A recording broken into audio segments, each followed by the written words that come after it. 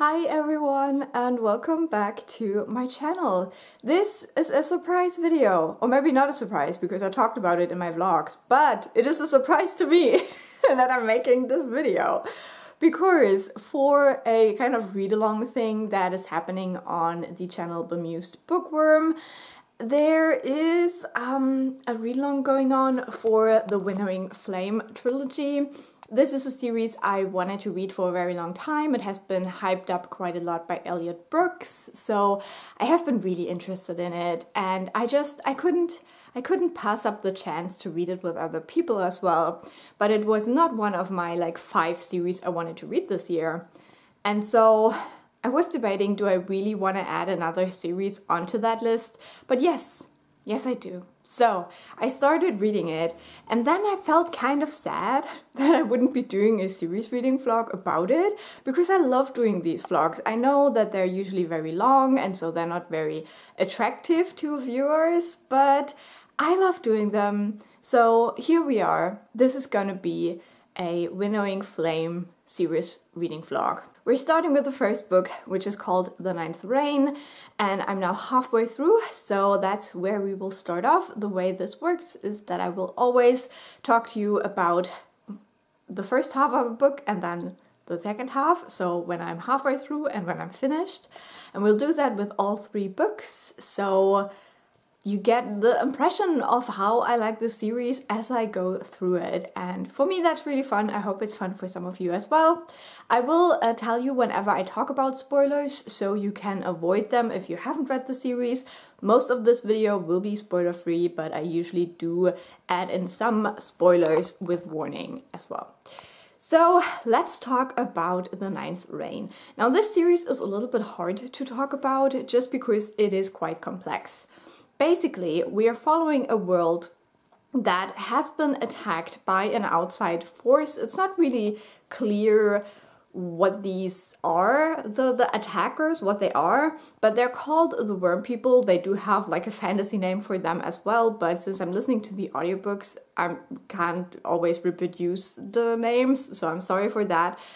But this has happened 8 times now, so the last time these worm people attacked, they managed to kill a holy tree god, and this holy tree god kept a race of people alive.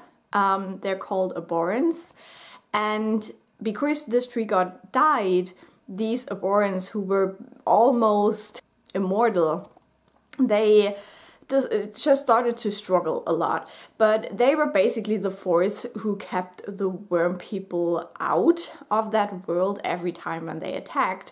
And then in this world we also have humans, but the humans, they don't live so long and they don't really have any special powers, so they can't stand against the worm people, and also they forget what the tricks are to defeat them because they just don't live that long. And so we're stepping into this story very much late after the 8th Rain, and we see kind of the consequences of that. So it's hundreds of years later. The abhorrents had found out that they could live longer if they drink human blood. So there was a time when they would raid human villages and stuff to steal people to drink their blood, basically. And so now they're quite hated, but that also turned into a curse for them because it leads to a disease, the Crimson Flux, and so now a lot of the abhorrents have actually just died out. So there's very few of them left, and we follow basically 2 of them. We have Hestilian and her brother Tourmaline. Hestilian is staying in the city that was once like the capital of that people, and she believes that they can build it back up again. She believes in her people, she believes in the tree god, and she thinks that he's not actually dead. So she wants to keep her city alive, and yeah, that's quite tragic because people are dying. And then Tourmaline decides to leave, and he meets up with a woman called Vintage, and Vintage is a human, and they start researching the artifacts that were kind of left behind from the previous reigns. There's these like huge ship-like things that dropped, and wherever they dropped, they are kind of poisoning the world, and that's what they're researching basically. And then we do get a whole other like perspective, and that concerns the fell witches. And these women, it's always women, they have this ability to take the life force out of pretty much anything that is alive, so plants, animals, humans, and abhorrence. And they can use that life force to create winnow fire. And winnow fire is very special. You can use it to make special weapons, and those weapons are usually the only ones that can defeat the worm people. And then they also use it to create a drug. And the way they do that is that there's basically a prison, and every fell witch they find is put into that prison. And they do have like a religious idea this is all based on, and they're basically using them to create this drug now. And we follow one of those fell witches, Noon, when she has a dream about the future and decides to run away. And so she runs away and she meets up with Vintage and Tourmaline. And they go discover together, but the problem is that the Winnery really wants Noon back. So they send people after her as well. So a lot going on. There's so much going on. It's very hard to talk about, but so far I love the characters. Vintage is definitely my favorite. She's already a little bit older. She is a childless woman who's very rich and very eccentric, and she just wants to find out stuff about these worm people. Her perspective isn't really that she thinks that they're coming back, but she just wants to know kind of how these remains are poisoning their world and how to stop that. But we do have an inkling that the worm people might come back, and that will be a big problem if they do, because there's no one left to fight them.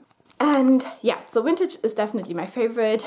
I also really like Tourmaline. He's kind of like the comedic relief in a lot of moments because he is very vain, and he doesn't really like to mingle with like things that people he thinks are beneath him.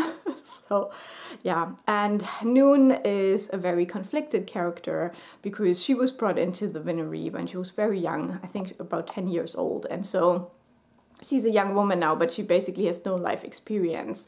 All she knows is pain and isolation, and she is like free for the first time in her life, and that's also a very interesting perspective. But yeah, I don't think I can say much more. I hope you now have a little bit of an idea what's going on in the series, and I'm now halfway through. I'm very excited to read on. As I said, there are multiple like little mysteries that I really want to know what's going on there. For example, we know that Vintage once knew another abhorrent woman, but we have no idea what happened to her. She just kind of vanished. So that's like one of those small mysteries.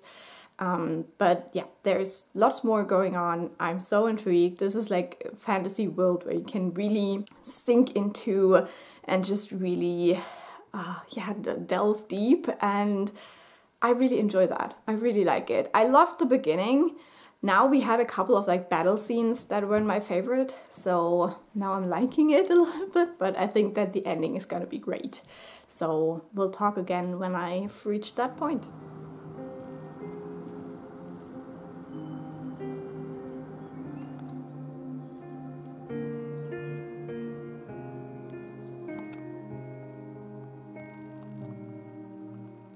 So I just finished reading Ninth Reign, and this book is just good stuff. It's good stuff.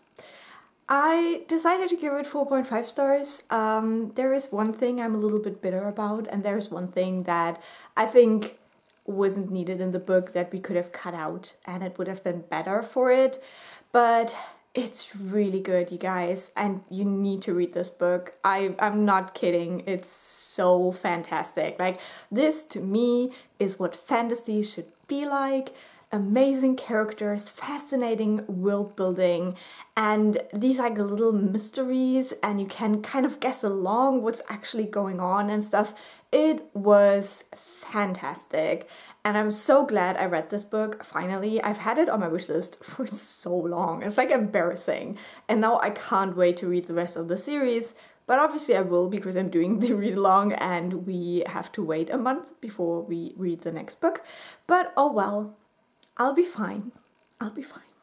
I do love the name of the second book because we already know what it means. So it hints to maybe a character that will get a little bit more important, and I support that.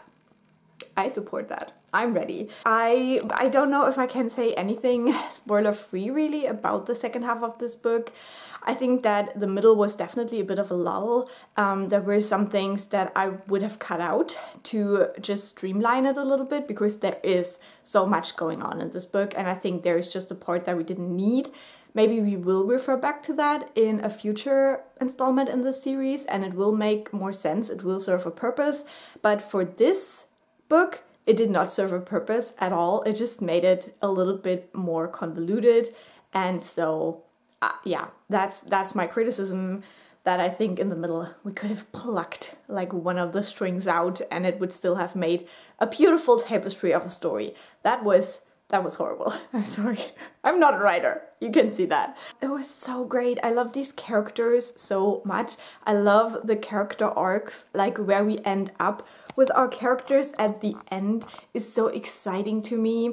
It really makes me so excited for the second book, but it's also an ending where, even though we know that now the real struggle will begin for these characters, they're still in a place where I'm like, I'm just gonna hold you there in my heart for a little bit before we get into the like messiness that is probably the rest of the series.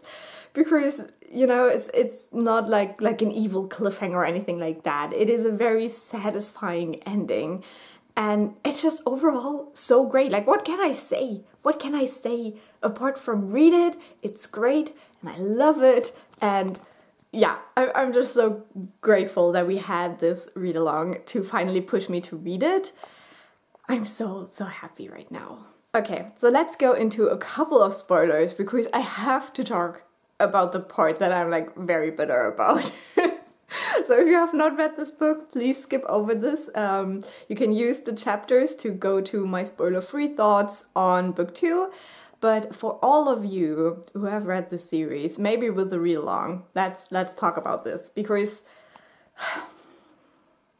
why did I not get a griffin? I was promised a griffin. I was promised a griffin. It had feathers. It had 4 legs. And it had claws.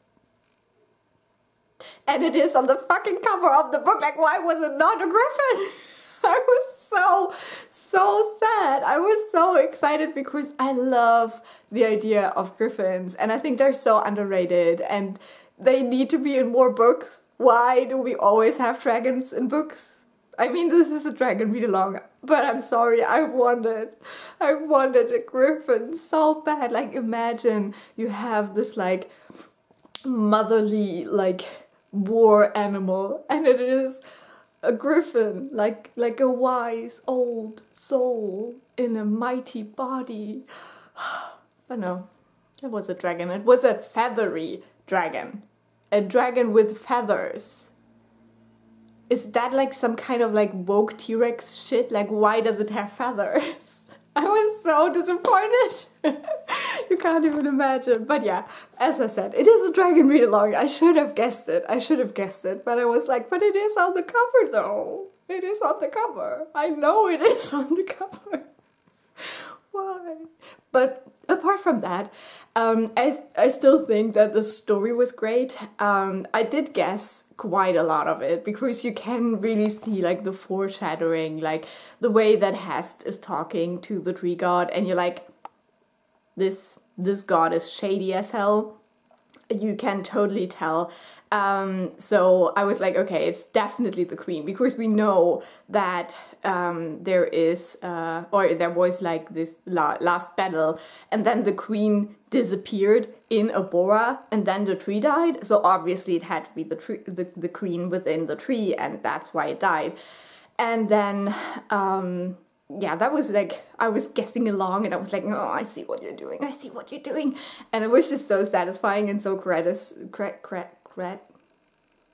gratifying. Is that a word? I don't know. But yeah, I enjoyed that immensely. I enjoyed guessing along. I enjoyed the parasite spirits, and the moment that we get this first like memory that Noon sees, I was like, it's a griffin, it's a great, it has feathers. And then it was not, and that was a dragon. Why? Okay, whatever. Let's get over this part. I need to chill. But yeah, I love that. I loved like all the guessing along. And one thing that I did not see is that the Aboran woman unfortunately did not catch her name in a way that I could reproduce it. I can't talk today, but whatever. The Aboran woman that Vintage was in love with, that she's in the crystal, I did not see that coming. And those crystals are so scary. They are so scary. They reminded me of the second book in the Morgan Crow series, and yeah, it's just something about like crystals and like frozen in time things that I think are so freaky. But yeah, loved that. I loved it when they went in and explored the like things. It was great. It was really good, and I loved that it had these like tiny little like horror elements and these mystery elements where you're trying to figure out what the hell is going on. I love what's his name, Byrne and Eldesair. Oh, I ship them so hard. How are they so cute together? Like the first time they met, I was like, I ship it. I ship it all the way to America. I don't know. I loved it. So yeah, there's probably so much more to talk about, but I think I've stolen enough of your time. So let me just say that I loved this. It was a great experience. I'm very happy that we're doing the like read along thing, because I could spew my thoughts into the Discord chat. And I even got Cleo confused because I was so set on my Griffin theory. But yeah, unfortunately, not. I'll talk to you once I'm halfway through the next book.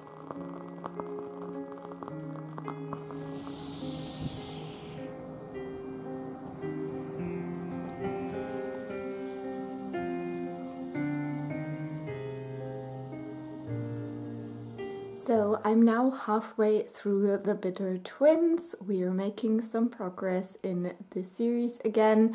I did take a break because of the readathon schedule between the two books, and we're into the second one now. We're starting right off where we left off with the first one. We're following the same characters. We are seeing their journeys progress from the massive event that happened at the end of the first book. And one of the things I really loved about the first book was that we were kind of puzzling together some mysteries about the world, about the like evil thing that keeps attacking this world and stuff like that.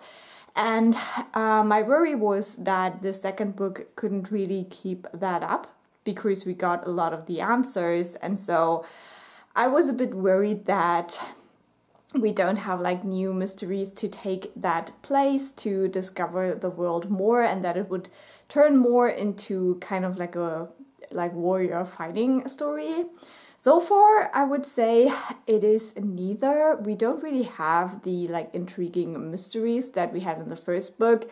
Even though our characters are exploring other parts of the world, I just don't feel so compelled by them, especially with the journey of Noon and Tor. I don't really feel that interested. I do have a little bit of a theory where they are right now, but I don't know. I don't care that much about them, unfortunately. And Then we do also have another mystery that pops up with Vintage's storyline. And again, I don't really care that much. So yeah, it's very sad. The storyline I care very deeply about is with Bern and Aldasair. But that is because I just love them together so much, so I want to see where it goes, and we did have some really cute scenes with them. So I am enjoying this book, but it's just not quite the compelling read that I was hoping it could be. We also had some minor fight scenes at the beginning, but since then it has been more about exploring, gearing up, and stuff like that. One thing I don't know how I feel about is that we do get creatures in this book, so non-human intelligent creatures. And I want to love them, but I don't. And that literally breaks my heart, because these kind of mystical animal companions are one of my favorite things in books. But I really don't care. I get even some of their names mixed up, which is really not a good sign. So yeah, that makes me very sad. We'll just see. We'll see.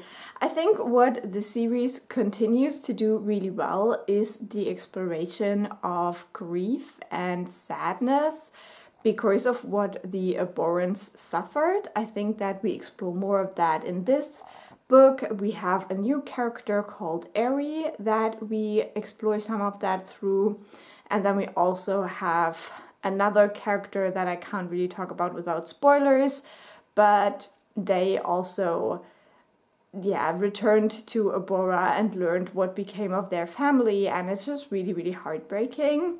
But then on the other hand, this person is really taking it so well, and I think taking it out on the wrong person, so I'm not loving that aspect of it so much.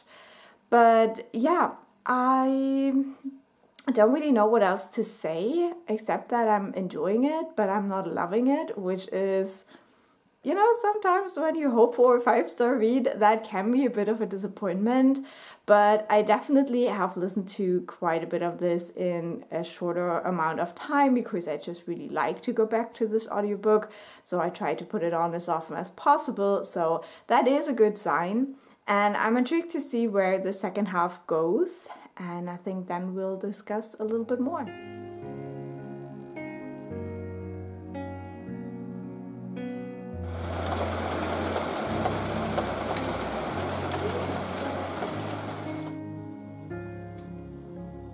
So I have finished reading The Bitter Twins, and I wanted to give you a quick update.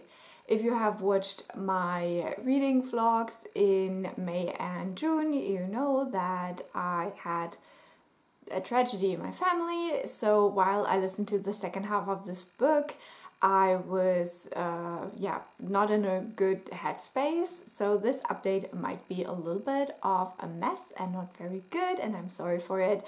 But I'm trying my very best. I finished the book while I was driving to my family home for the funeral, so since then quite a lot of time has passed that I spent with my family, and yeah, just so you know why this is probably not a very good update. But this second book I liked a little bit less than the first book. I decided to give it 4 stars in the end. I think that in the first book we get introduced into the world and to the characters, and it's all very exciting, and there are quite a few mysteries that we're solving along with the characters, so there was a lot of intrigue and fun.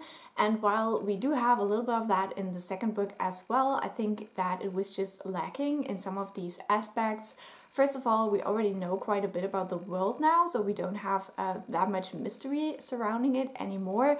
There is still a couple of things we don't know and we find out in this book, But yeah, it's just not quite as interesting, I think, as it is in the first one. And then we also have our characters more separated in this one into smaller groups, and while some of it was very enjoyable, I also just missed the banter of our main characters a little bit for a large part of this story. And then we also have these new, like, I would say like animal companion-like characters, and some of those are great, but some of them really got on my nerves as well. I'm just looking at you, Vostok. Like, what's your problem? So yeah, I think that I have just read books where the animal companions were a little bit more compelling, and I think that here we do have not the best way of portraying that, I would say. So overall, still a great installment, and I'm intrigued to see how the final book ends, but there were just a couple of things that I didn't love as much as I did in the first book, and I think that's completely fine once you get a little bit used to the world. So I think that's all I want to say for the spoiler-free parts. So if you have read the book, let's talk some spoilers, and if you haven't, you can use the chapters to jump over this part to get to my spoiler-free thoughts of the final book, and maybe that will convince you to pick this series up. I hope so, because I hope the final book will be very great. So spoilers ahead. So in this book we get our characters separated. We have Tor and Noon with Vostok and Kirun going to find this secret island where maybe there is more tree gods. I think that what we found out in this storyline was very interesting. The way that the Abhorrents were created was very interesting. I think that the way to finding that out was a little bit long and tedious, and just meandering quite a bit. And so there were definitely parts where I was like, oh my god, get to the point. Like all the time they were standing in the mud in this river looking for these tablets they were looking for. It was just a bit long-winded, and then we get the revelation so quickly at the end that we don't actually really see the fallout of that. And especially with Vostok's character, she is so proud and so self-important that I wanted to see more of her dealing with this revelation that they're basically just an experiment of a weird alien species. And I also wanted to learn more about that. I'm sure we will learn more about that in the third book, because for example they're talking about this being who betrayed them so that they were stuck on Sarn, and about the green flame. So I presume that whatever is creating the Fell Witches is that betrayer. So I'm pretty sure we will learn more about that in the last book, because it would be weird to leave that hanging like that. And also just where they came from, and if they have a connection to the Jurelia, because I would assume that they created their experiments, their seed pods, because of the Jurelia, because they started destroying their world first. That at least would be my theory, basically. So we'll see whether that will pop up in the last book again. I would also love to know whether the Jurelia were kind of like a parasite that traveled with the tree pod, or whether they just caught up at some point in time, because we're talking about thousands and thousands and thousands of years that have passed.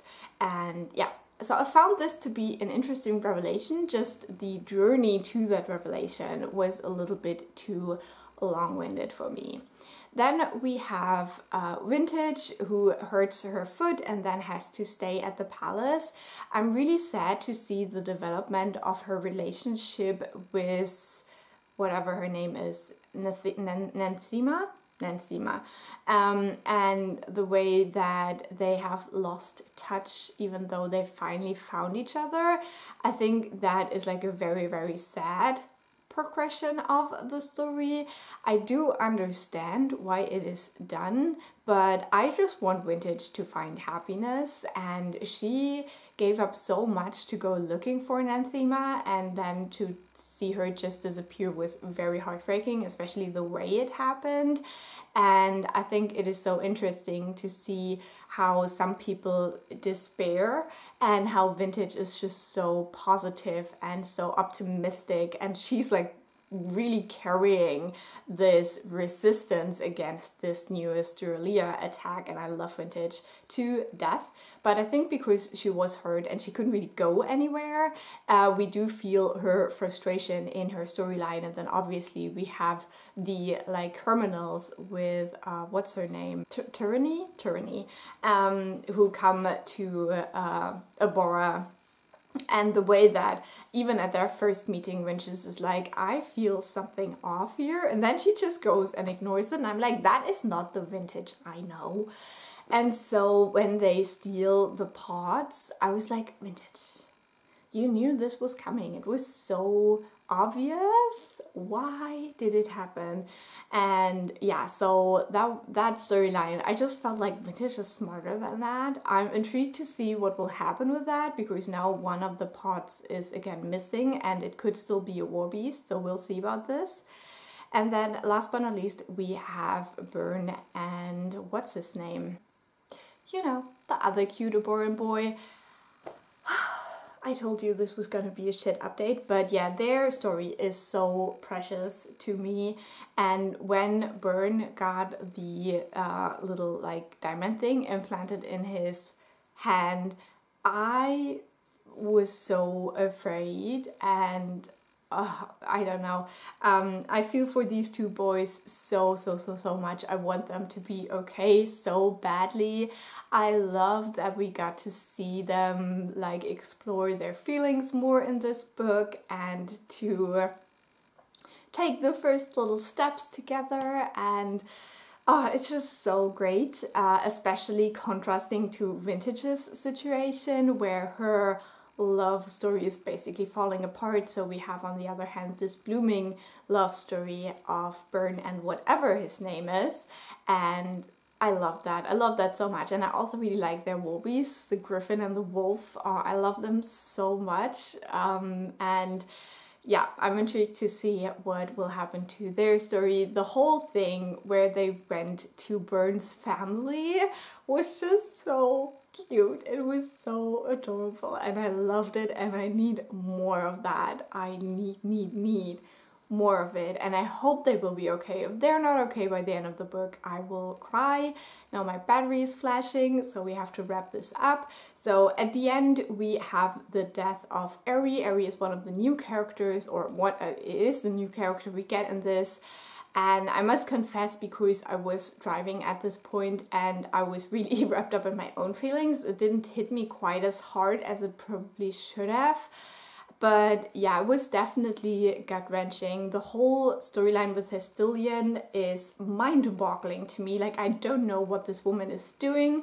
Obviously, she's driven by this jealousy because she wants to be the big savior of her people, but that didn't turn out so well in the first book, and it's not turning out so well in the second book. So also seeing the corruption of her war beast, very heartbreaking, and the way it is read in the audiobook, I think is very interesting as well. So yeah, definitely enjoyed that as a whole. But then again, whenever Hestilian's chapters came around, I was like, oh no, oh my god, I don't want this. I want her to wake up. I want her to realize that she's running into the wrong direction for no good reason. And we'll see how that ends up in the final book, because I'm still not quite sure. Like, she has saved Burn and the boy I don't remember the name of, so for the wrong reasons, but the right thing. We'll see whether more of that will happen, whether she will actually wake up, because I need her to. But yeah, that is basically my thoughts, the thoughts that I can still gather a week after finishing the book. I hope this was somewhat interesting to hear. I definitely want to hear how you felt reading the book, but make sure that people don't accidentally read your spoilers. And yeah, we have one more book to go, which I will read in July, and so then you will get to see this video. And I'm so excited for the final book. I'm loving the series so much, so I'll update you once I'm halfway through the next one.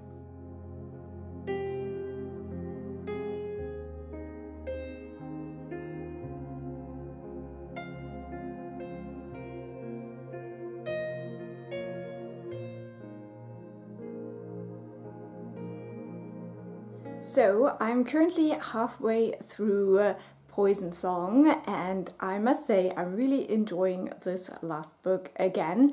I think it is very much in the same vein as the second book, where our main characters aren't really together all that much. They are teaming off in like smaller groups and have to achieve more things.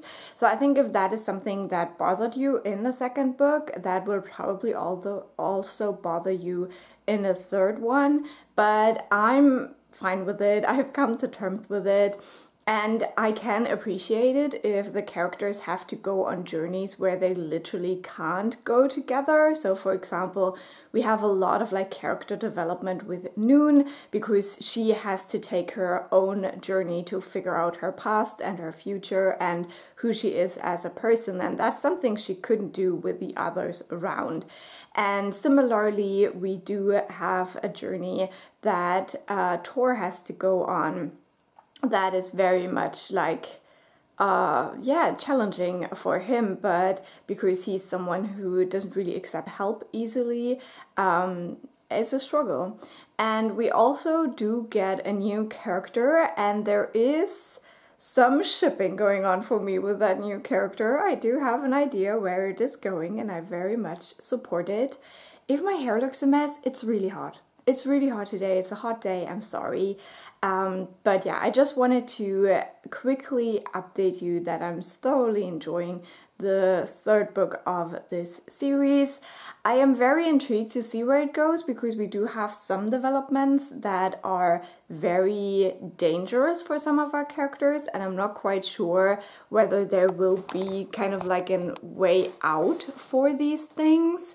So there might be some heartbreak at the end of this book, but then there could also easily be a way that opens up that maybe makes it better.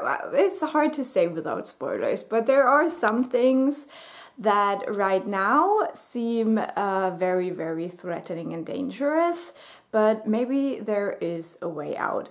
We also have one character who kind of went over to the dark side, to say the least, and the development there is definitely intriguing, but also just mental. Like, I'm sitting here, and whenever I think this character has lost the plot, they lose it some more. And I think it would be nice to understand this character just a little bit better. I think for the way that we get what's in their head, I still feel like I really don't understand what you're doing. Like, I do have some motivations for it that I can see, but it's like not portrayed in a way where I'm like, oh, I really understand why this character thinks destroying the world is a good idea. So I'm still struggling a little bit with that, and I'm intrigued to see how that ends, like whether this character will realize what they're doing or whether it's really just a way down the hill.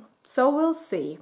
So a lot of going on, a lot is going on in this third book, and as I said, it's pretty much a direct continuation, so this is definitely a series where it makes sense to read all of the books pretty much at once.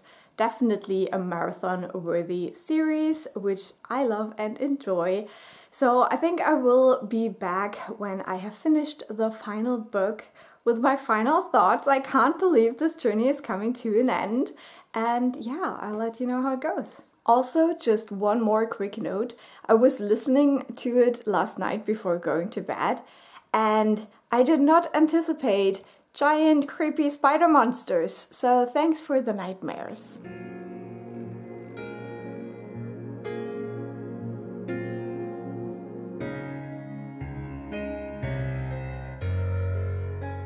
So here we are at the end of this journey, and what a journey it has been. I have finished The Poison Song by Jen Williams. Now I get confused again because the next series I'm reading is by Jen Lyons. What an ending. I think if you start like a fantasy series or trilogy, you always expect the ending to be grand, epic, sad, all the emotions, and with this series I definitely got that. Like, I got all the emotions.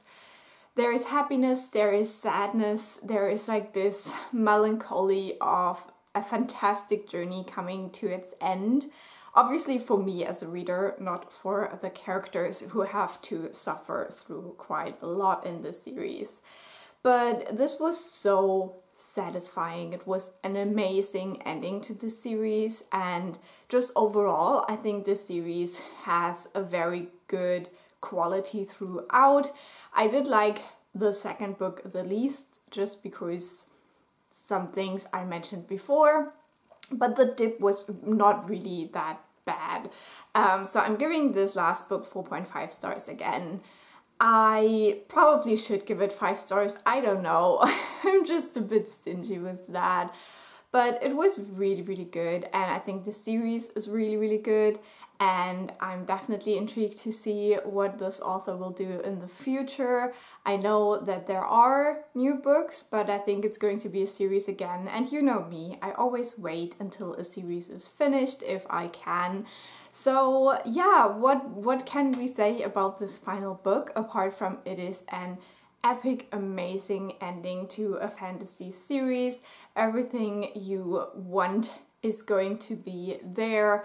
Read these books, amazing, you will not regret it.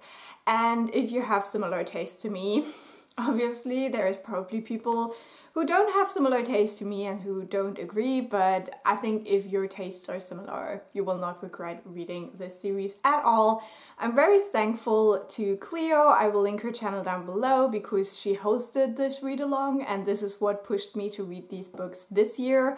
Otherwise, I would have probably read them next year, to be honest, just because with all the series reading I'm trying to do anyway in a year, this was like a bonus. It was also a bonus for you, so I hope you enjoyed watching this video.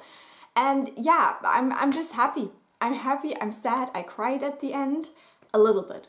Not like with some other series, but I definitely did cry a little bit, and I hope you give it a try. I hope I could convince you if you haven't read it already, and if you have, we will now go into a couple of spoilers because I have some things I need to talk about. But for all of you who are now excited to pick up the series, or maybe you haven't read the last book yet, I will say goodbye to you. Thank you so much for watching. Leave a like or a nice comment. Definitely let me know whether you have started the series or whether you plan on starting the series. I would love to hear about that. And for all of us who have suffered through this last book with our characters, let's discuss a little bit. Now, there is so much going on, so I will just touch on a couple of things that stood out to me personally, but there is so much, so we can't talk about everything. If you want to talk about something, you can always use the comments. Just make sure you mark it as spoilers if you use them. So let's start out with our favorite characters, I guess. Let's start out with Vintage and Noon and Tor. Again, we do see them go a little bit of their separate ways, but I did like it more than in the second book. Especially what I really enjoyed was like Vintage's storyline. In the second book, because of her injury, it's always kind of like, you know, she wants to do so much but she can't, which is obviously very relatable if you have an injury like that. But now she's like back to health and she is her like magnificent self again, who not only has like grand ideas but also follows through with them. I really enjoyed that Vintage then bonded with Hellkate because, I don't know, I just felt like they both have gone through quite a lot in their lives already, and it just kind of fits in that moment, especially since we see Ari and Hellkate in the second book bonding over like being so new to the world. And then obviously with Hellkate having this like horrible, sad thing to work through, I think it makes sense that he's then bonded to Vintage. It would not have made sense if they bonded immediately, so I really enjoyed the way that was done. And I was so happy we get some more romance for Vintage, because honestly, Nanthema is a little ungrateful bitch. But yeah, I was so happy we have this new love interest with Genlo. I basically shipped them from the first moment. I also kind of enjoyed that we got these like snippets from Genlo's diaries in the beginning. It was a little bit of a change of pace from the other books. I'm not quite sure if they really served so much of a purpose, because we already know so much about the Winnowing and how it works. And it wasn't like the like extracts had to do with like people we would actually meet in the story apart from Tyranny. So I did kind of like it. I'm still not quite sure if we really needed it. Another thing, I have talked about this in the first book, is I still don't think we really needed Agent Lynn. I think that her inclusion in the story actually serves no purpose at all. And the way she's brought up in this book, again, had no purpose at all. And it's just kind of frustrating in a way to have a character that you're like, yeah, okay, she was there and she has a like story backstory, but whatever. So yeah, I don't know how I felt about that, but I definitely enjoyed that Genlo was in the story and the way that her relationship with Vintage builds quite slowly, because they're both like more mature women and they have both suffered through quite a lot, and so they have to find their way kind of to trusting each other and falling for each other, and I really enjoyed the way that was done. Then we have Tor and Noon, who also have a little bit of a ways to go now. Noon, obviously the whole thing with her like disappearing in the green explosion, going to She Who Loves and having to uncover her horrible memories about her childhood. I think that was done quite well. I think that She Who Loves is so intriguing, especially with the way the book ends as well.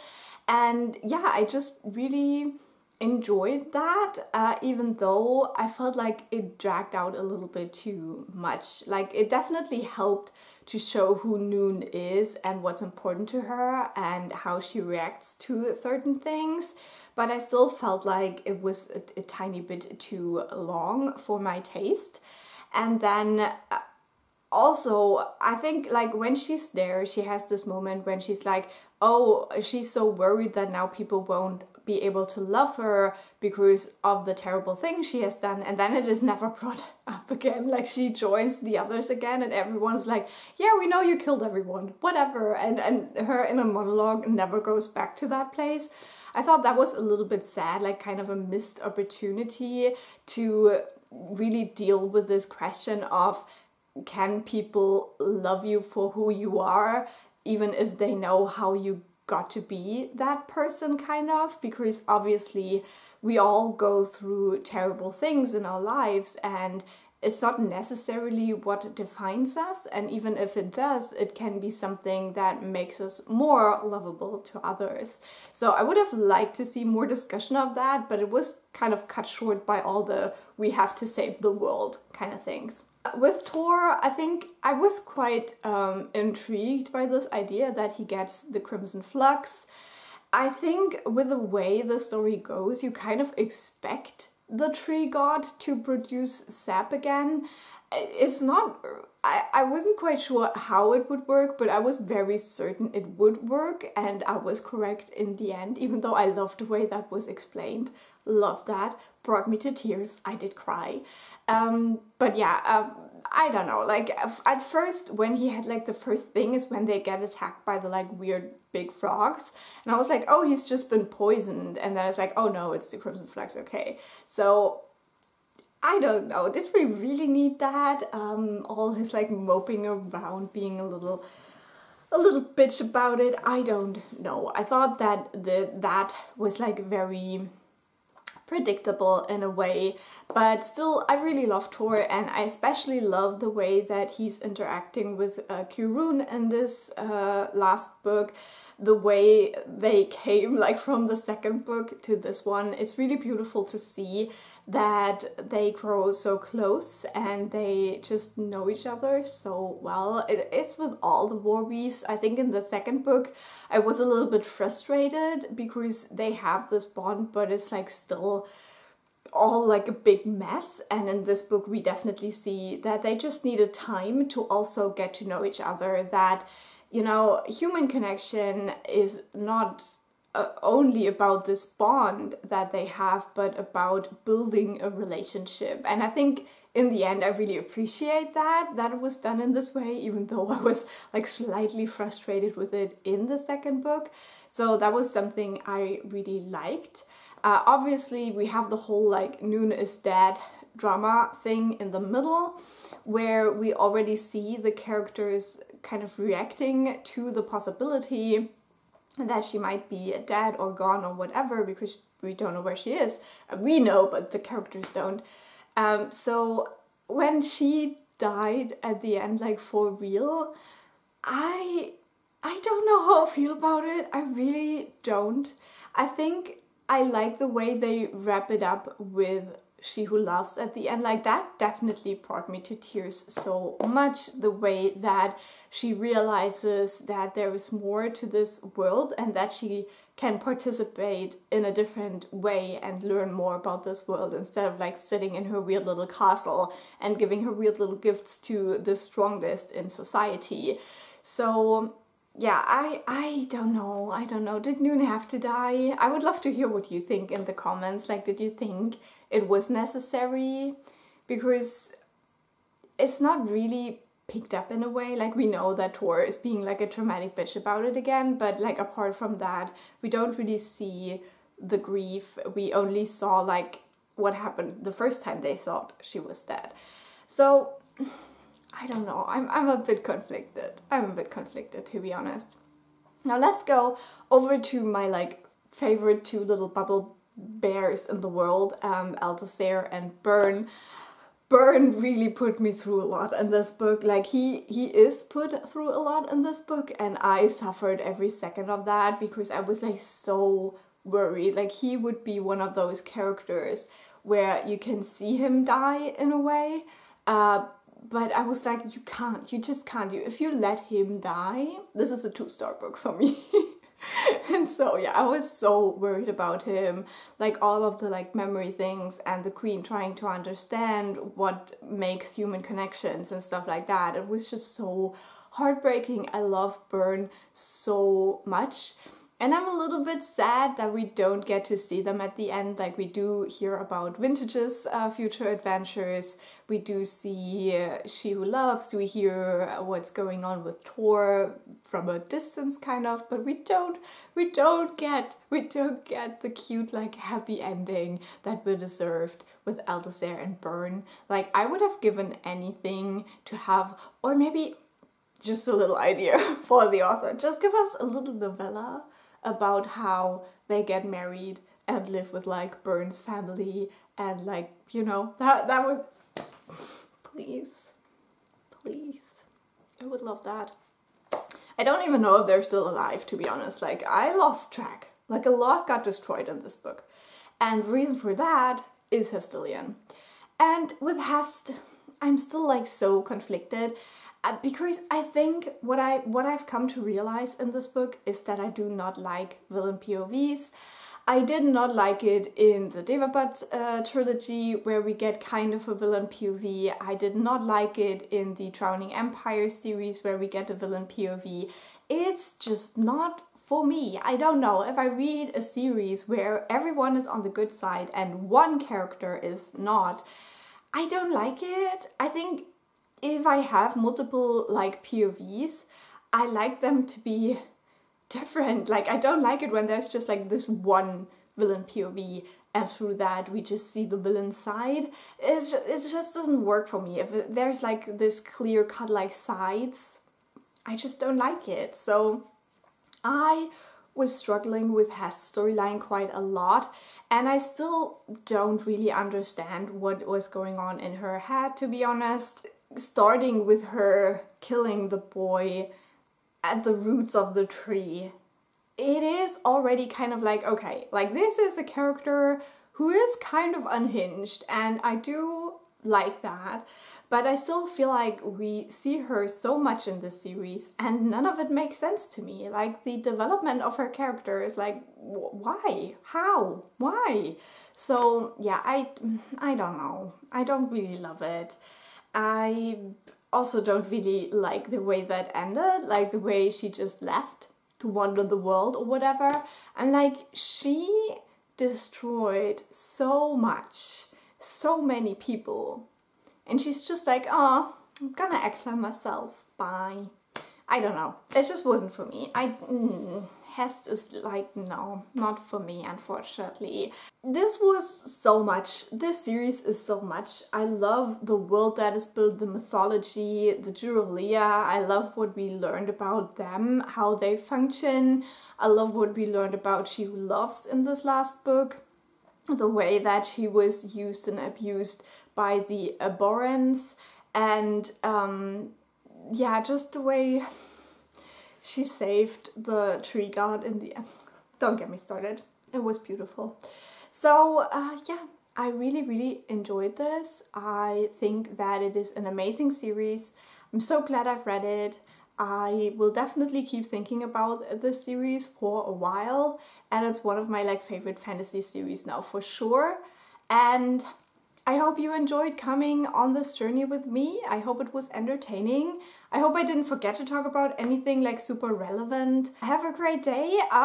If you like these series reading vlogs, even though they're usually quite long, I do have another one in the making that will probably be happening in a couple of weeks, and that is for the Life Ship Traders trilogy. So if you don't want to miss that one, please subscribe, and I will talk to you very soon. Bye!